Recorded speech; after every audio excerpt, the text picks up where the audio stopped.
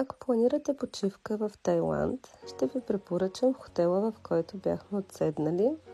Наистина се заслужава да го посетите. Определено ще грабне вниманието ви.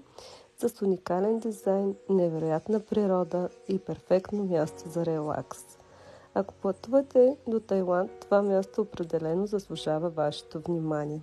Тъй като в предните видеа ви споделих, че не съм много очарована от самата дестинация, определено хотела компенсира това, че не бях особено впечатлена. Тук усетих лукс на много високо ниво, страхотна кухня, а коктейлите бяха просто невероятни. В следващите видеа ще ви покажа още един хотел, на който отделихме внимание и който беше на по-бюджетна цена. Но не останахме много впечатлени, честно казано. Ако не сте попадали на моя канал в YouTube, просто напишете Аделина Ангелова в търсачката. Абонирайте се за канала ми, защото предстоят много интересни видеа от нашата обиколка и дестинациите, които посетихме. Споделете в коментарите местата, които сте посещавали вие и от които сте доволни, за да бъдем по-полезни на цялата аудитория.